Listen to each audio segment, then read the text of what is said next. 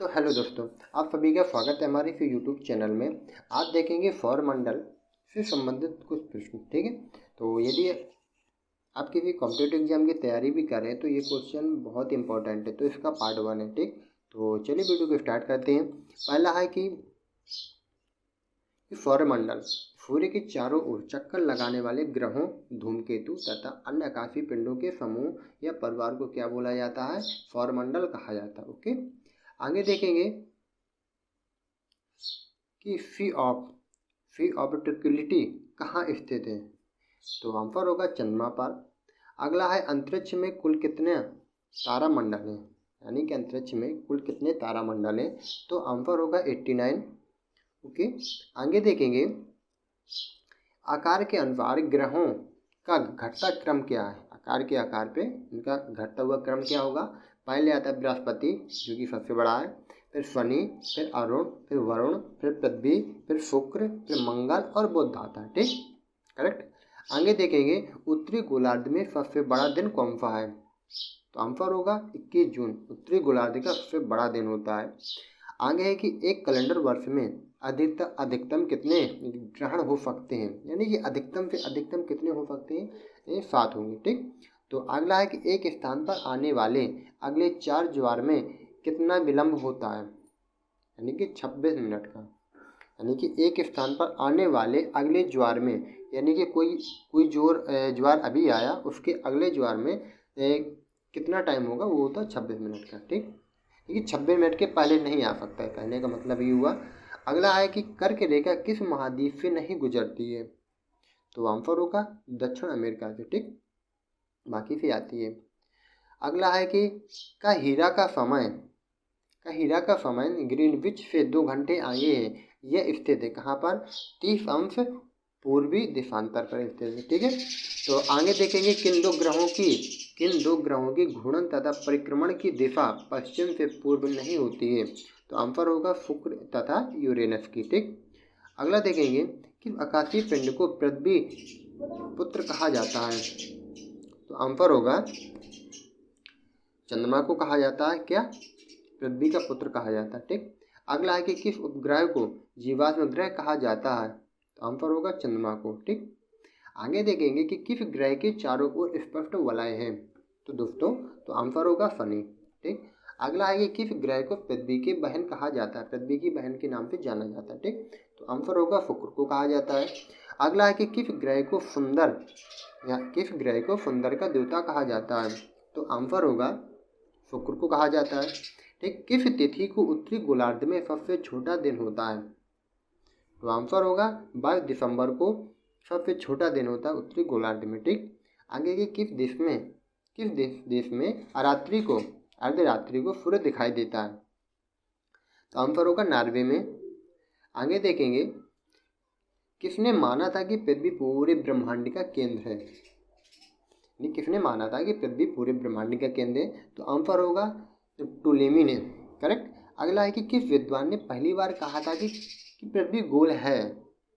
कौन सा वैज्ञानिक था जिसने कहा था पृथ्वी गोल है? तो आंसर होगा अरस्तु ने कहा था कि पृथ्वी गोल है, पहली बार कहा था। ठीक, और अगला है कि किसके बीच की औसत दूरी को खगोलीय एकक कहा जाता है? खगोलीय एकक कहा जाता है, तो आंसर होगा पृथ्वी और सूर्य के बीच की दूरी को ही खगोलीय एकक कहा जाता है। ठीक, अगला है कि किसने सर्वप्रथम प्रतिपादित किया कि सूर्य हमारे सौरमंडल का केंद्र है और पृथ्वी उसकी परिक्रमा करती है?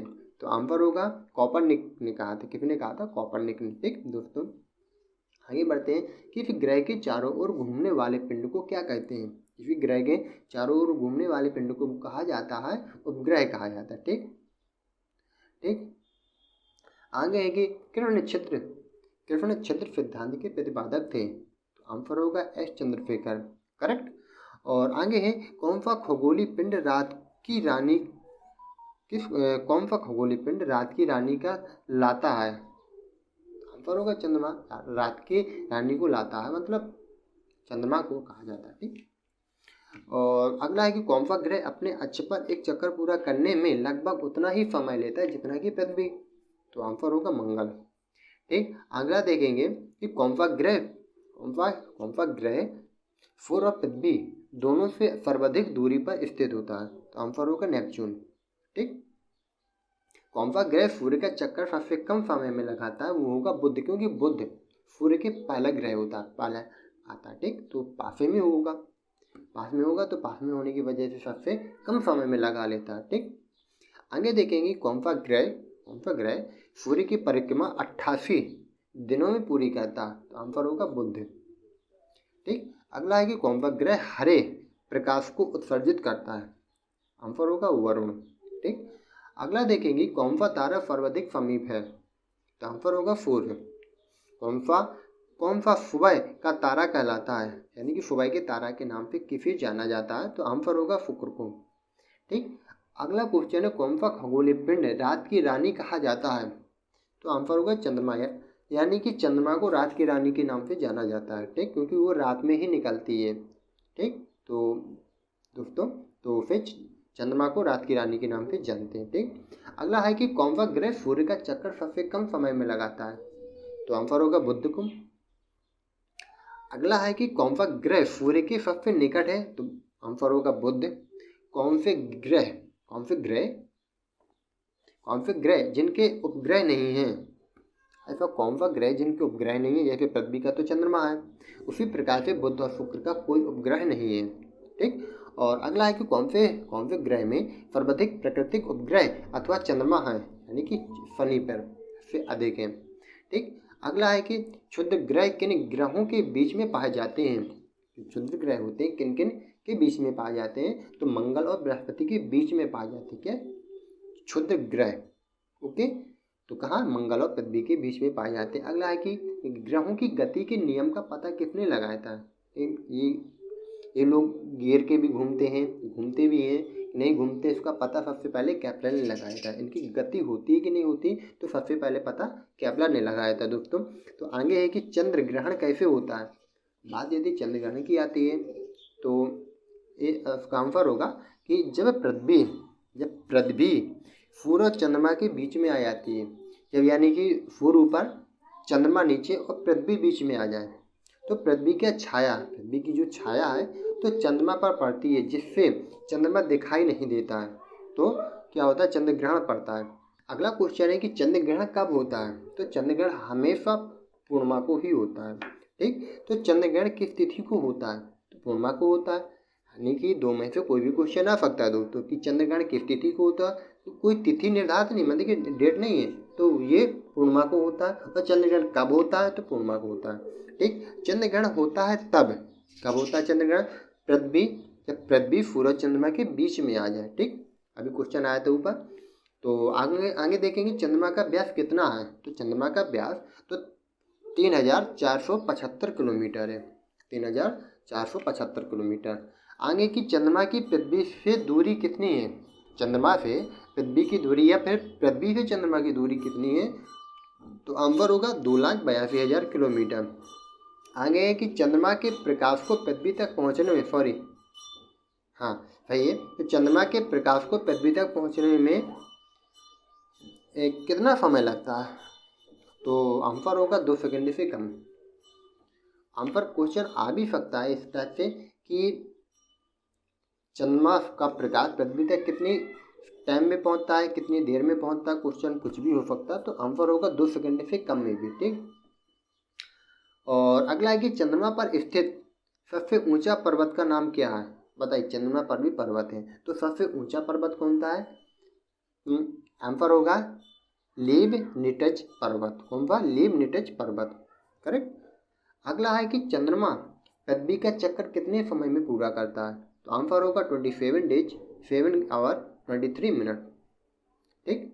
अगला है कि चंद्रमा से टकराने वाला प्रकाश पृथ्वी तक पहुंचने में कितना समय लेता है, यानी कि 1.3 सेकेंड, करेक्ट। नेक्स्ट क्वेश्चन है कि चंद्रमा से पृथ्वी तक प्रकाश के पहुंचने में लगने वाला समय 2 सेकेंड से कम समय होता है, ठीक। अगला है कि ज्वार भाटा किसके कारण आता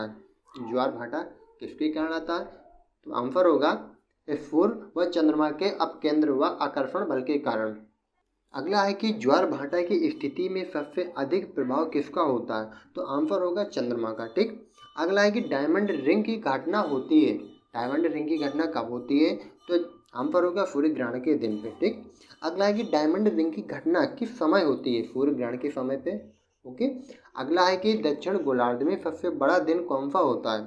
तो आंसर होगा 22 दिसंबर को। कब? 22 यानी 22 दिसंबर को। अगला है कि दक्षिणी गोलार्ध में सबसे बड़ा दिन होता है, तो होता है 22 दिसंबर को। ठीक। अगला है कि दिन रात जिस कारण होते हैं वह आंसर है भू परिभ्रमण, यानी पृथ्वी का घूर्णन। पृथ्वी के घूमने की गति के कारण ही दिन रात होते हैं। ठीक। और अगला है कि दीर्घ ज्वार किन दिनों में आता है? तो आंसर होगा अमावस्या और पूर्णिमा के दिन के। ठीक। अगला है कि दृढ़ स्थलीय पट्ट प्लेट कहलाती है। यदि महासागरीय प्लेट महाद्वीपीय प्लेट से टकराती है तो क्या परिणाम होता है? तो आंसर होगा महासागरीय प्लेट महाद्वीपीय प्लेट के नीचे घुस जाती है। ठीक। तो ये आंसर होगा। अगला है कि देशांतर की दूरी 1 घंटे के समय अंतराल के बाद होती है, तो आंसर होगा 15 अंश में। ठीक। और अगला है कि नॉर्वे में अर्धरात्रि के समय सूर्य कब दिखाई देता है? तो आंसर होगा 21 जून को। अगला है कि निक्स ओलंपिया ओलंपस पर्वत किस ग्रह पर स्थित है? ये कोई पर्वत का नाम है, ये निक्स ओलंपिया कोलंपस। तो आंसर होगा मंगल ग्रह पर स्थित है ये पर्वत। अगला है कि नीला ग्रह के नाम से जाना जाता है। नीले ग्रह के नाम से किसे जाना जाता है? तो आंसर होगा पृथ्वी को जाना जाता है। अगला है पर्वतों की लगातार श्रृंखला कौन सी है जिसकी उत्पत्ति भारत की समुद्री सीमा के लगभग समान अंतर है? तो आंसर होगा पश्चिमी घाट का। ठीक। अगला है पूर्ण सूर्य ग्रहण के समय सूर्य का कौन सा भाग दिखाई देता है? तो आंसर होगा किरी। और अगला क्वेश्चन है कि पृथ्वी अपने अक्ष पर घूमती है पश्चिम से पूर्व की ओर। ठीक। ये वीडियो का पार्ट 1 था। ये यदि आप वीडियो का पार्ट 2 भी देखना चाहते हैं तो प्लीज़ वीडियो को लाइक, चैनल को सब्सक्राइब करके बेल आइकन को प्रेस कर दीजिए। आपको वीडियो का नेक्स्ट पार्ट भी आपको मिल जाएगा टाइम टू टाइम। तो मैं आशा करता हूँ कि आपने इस वीडियो से जरूर कुछ ना कुछ इन्फॉर्मेटिव जानकारी प्राप्त की होगी। तो आशा करता हूँ कि आपने हमारे चैनल को जरूर सब्सक्राइब करके बेल आइकन को प्रेस कर दिया होगा और साथ ही साथ वीडियो को भी लाइक कर दिया होगा। तो आपसे मिलते हैं अगली वीडियो में। तब तक अपने क्वेश्चनों को रिवाइज कीजिए और कुछ सीखिए। जय हिंद, जय भारत।